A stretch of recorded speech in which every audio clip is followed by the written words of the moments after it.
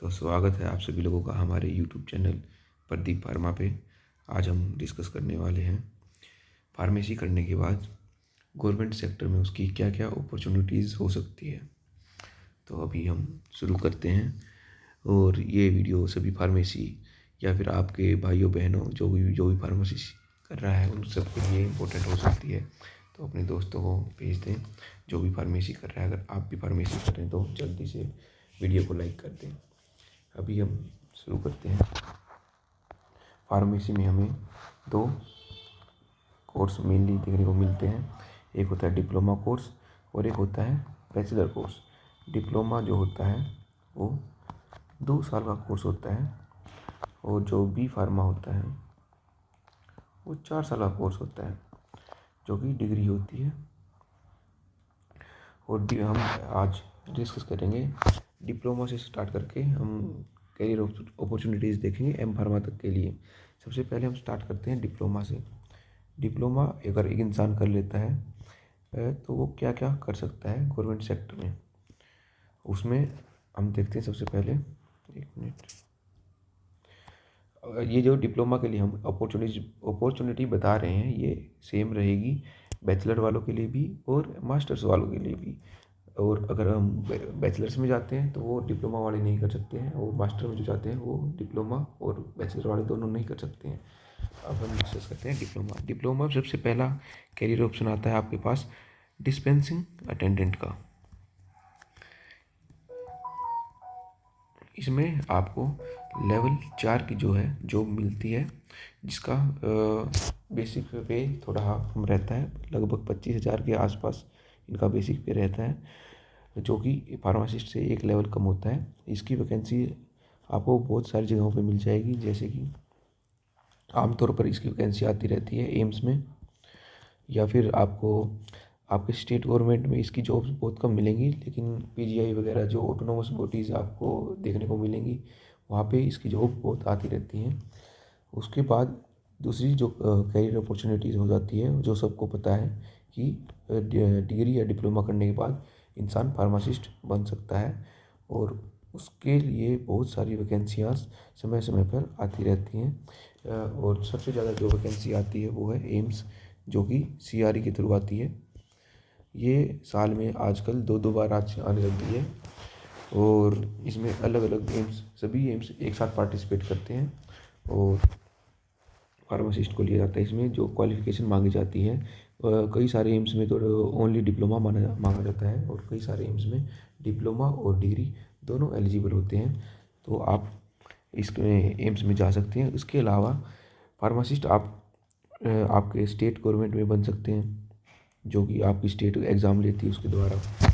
और उसके अलावा पीजीआई हो गया, पीजीआई चंडीगढ़, पीजीआई रोहतक, और उसके अलावा DSSS हो गया। उसके अलावा हो गया आपका एसएससी जो फेज़ एग्ज़ाम कराती है, उसके थ्रू भी फार्मासिस्ट लिए जाते हैं। अभी शायद फेज़ 13 या 14 चल रहा होगा। ये भी हर छठे महीने में होते हैं। ये जोन वाइज होते हैं, जिसको अपने जोन में फार्मासिस्ट की वैकेंसी दिखे आप भर सकते हैं। और इसमें जो होता है एसएससी जो फेज़ वाला जो एग्ज़ाम होता है, इसमें फार्मा रिलेटेड कुछ नहीं आता है। इसमें जो एसएससी का एग्ज़ाम आता है, पैटर्न आता है, वो सेम पैटर्न आता है। और इसके अलावा रेलवेज़ में आप फॉर्म्स भर सकते हो। उसमें बहुत ही अच्छी पे होती है। सबसे ज़्यादा पे शायद रेलवेज़ में ही मिलती है, क्योंकि यहाँ पे HPCA भी 5100 रुपये मिलता है। इसके अलावा आप ESIC में ट्राई कर सकते हैं, और उसके अलावा ये EHS फार्मेसी वगैरह में भी आप ट्राई कर सकते हैं। इसके बाद हम आते हैं फार्मासिस्ट के बाद हमने डिस्कस कर लिया डिस्पेंसिंग अटेंडेंट, और इसके बाद तो हम आते हैं फिर बैचलर्स के लिए। एक मिनट, हम चाहेंगे बी फार्मा जो वाले जॉब बंदे जो क्या क्या जॉब कर सकते हैं। एक तो आपके साथ हमने डिस्कस कर लिया कि फार्मासिस्ट वो बन सकते हैं, उसके अलावा वो बन सकते हैं केमिस्ट, या फिर हम कहें केमिकल एग्जामिनर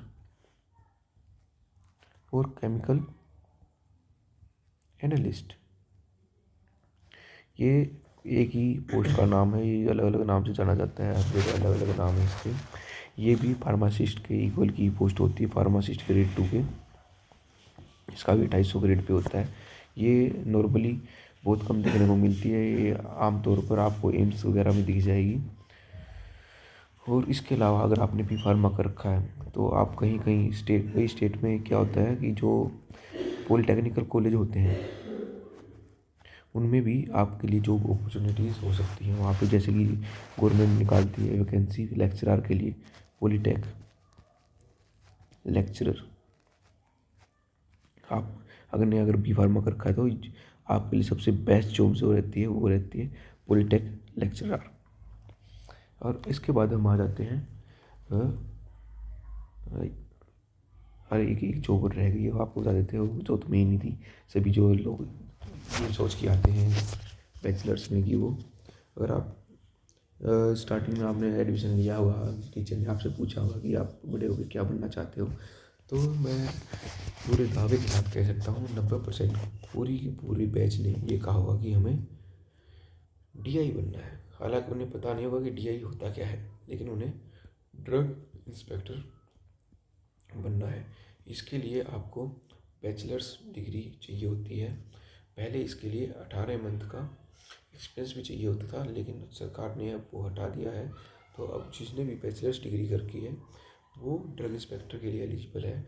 अलग अलग स्टेट्स में जो ड्रग इंस्पेक्टर की वैकेंसी है वो अलग अलग नाम से आती है। जैसे कई जगह पे ड्रग इंस्पेक्टर के नाम से आती है, कई जगह पे ड्रग एनालिस्ट के नाम से आती है, और कई जगह पे ड्रग कंट्रोलर के नाम से आती है।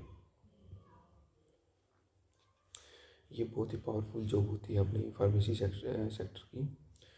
और इसके इसके अलावा आपको देखने को मिल सकती है ड्रग एनालिस्ट की वैकेंसी, जो कि फार्मासिस्ट से एक लेवल ऊपर की होती है। लेवल 5 पे होता है फार्मासिस्ट और लेवल 6 पे होता है ड्रग एनालिस्ट। कई कई जगह पे जो ड्रग एनालिस्ट की वैकेंसी है वो लेवल 8 भी होती है, जैसे कि राजस्थान में।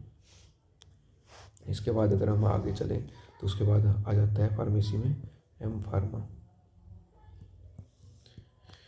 इनके लिए थोड़े और रास्ते खुल जाते हैं गवर्नमेंट सेक्टर की तरफ। सबसे पहला और सबसे बड़ा रास्ता इनके लिए बनता है असिस्टेंट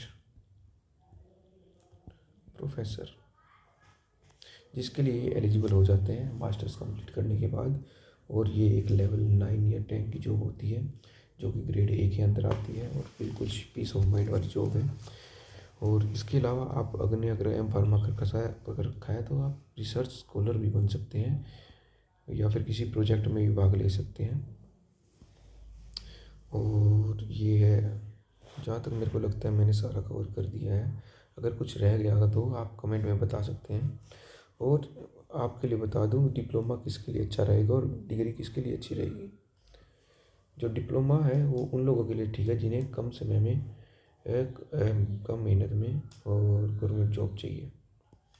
लेकिन डिग्री उनके लिए है जिनको थोड़ी नॉलेज भी ज़्यादा चाहिए और नौकरी भी अच्छी चाहिए। तो आज की वीडियो यहीं पे ख़त्म करते हैं। और कमेंट्स में ज़रूर बताना कि आपको ये वीडियो कैसी लगी। इन्फॉर्मेटिव लगी तो लाइक शेयर ज़रूर करना और चैनल को सब्सक्राइब ज़रूर करना। Thank you.